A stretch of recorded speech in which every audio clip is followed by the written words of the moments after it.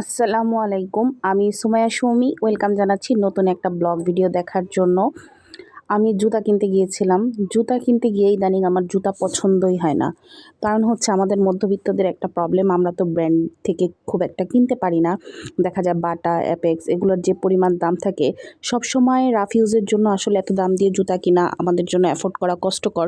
ঈদ আসলে একটা কথা থাকে যে ঈদ অথবা বিয়ে কার উপলক্ষে কিনা যায়, কিন্তু সবসময় পরার জন্য বাচ্চাদের স্কুলে নিয়ে আসা করা, বাজারে যাওয়া, বিভিন্ন জায়গায় যাতায়াতের জন্য জুতা কিনতে গিয়েছিলাম। বাট আমার এক জোড়া জুতাও পছন্দ হয়নি। কারণ হচ্ছে জুতাগুলার মডেল, তারপরে এই যে জুতাগুলার উঁচা নিচা, এগুলো দেখে পছন্দ হয়নি, তাই জুতার কিনা হয়নি। পরের দিন হচ্ছে মেয়েকে স্কুল থেকে নিয়ে আসার সময় দেখেন আমরা মানে একদম ভিজে গেছি দুইজনেই। বাসায় এসে তারপর হচ্ছে আমরা চিকেন রান্না করলাম, তারপর হচ্ছে ফুচকা খাইলাম, ঝালমুড়ি খাইলাম, এগুলো বাসায় ছিল। আর চিকেন বসাই দিয়ে তারপর হচ্ছে আমরা এগুলো খাচ্ছিলাম। চিকেনের মধ্যে আজকে একটু আলুর পরিমাণ বেশি দিয়েছিলাম। এর একটা কারণ আছে, কারণ হচ্ছে আমরা এর মধ্যে ডাল ইউজ করেছিলাম। দুধ গরম করতে গিয়ে দুধটা হচ্ছে নষ্ট হয়ে গেল।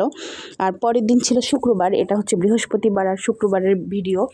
শুক্রবার ঘুম থেকে উঠে আমরা হচ্ছে সেই রাতের রান্না করা খাবার খাইছিলাম, কারণ বেশিরভাগ সময় রাতেই রান্না করা হয়, যেহেতু মেয়ের স্কুল থাকে রাতেই রান্না করি আমি।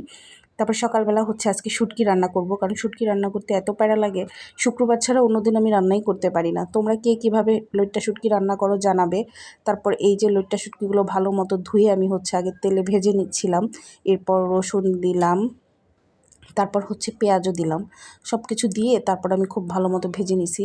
লবণ একটু হালকা পরিমাণে দিছি, কারণ লইট্টা শুটকিতে এমনিতেই লবণের পরিমাণ হচ্ছে একটু বেশি থাকে। আর এই শুটকিগুলো হচ্ছে আমার ফ্রেন্ড কক্সবাজার থেকে এনে দিয়েছে আমাকে। তারপর হচ্ছে এর মধ্যে আমি দিয়ে দিছিলাম টমেটো।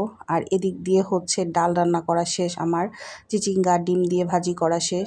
আর শুক্রবার হচ্ছে আমি একটু সবজি রান্না করতে পারি, ভাতও রান্না করে ফেলছি।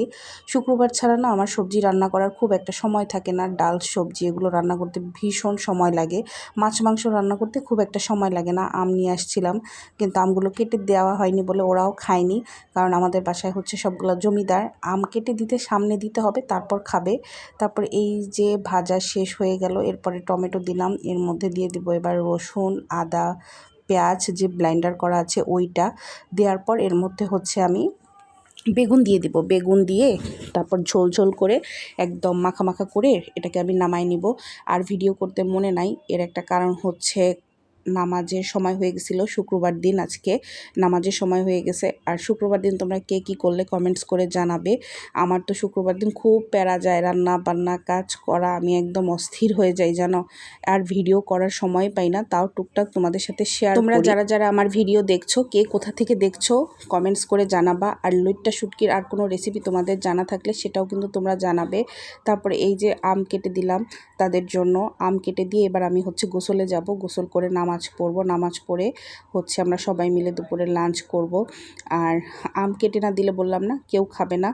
আর এই সব কাজ করতে কিন্তু ভীষণ সময় লাগে, যার যারটা শেষে করে নিলেই কিন্তু হয়, কিন্তু পরিবারে আসলে এগুলো বলে লাভ নাই। আর এই যে এবার মাখা মাখা হয়ে গেছে, এবার আমি হচ্ছে বিকালের নাস্তাটা রেডি করছি। এই যে বিকালের নাস্তাটা রেডি করে দিলাম হাজব্যান্ডকে, কারণ সে হচ্ছে খুব একটা বাসায় থাকে না। তো আজকে যেহেতু বাসায় আছে, তার পছন্দের সব খাবারগুলো তাকে গুছিয়ে দিলাম। আর এই নিমকিটা হচ্ছে সে কালকে নিয়ে আসছিল বাজার থেকে। এই তো, আল্লাহ হাফেজ।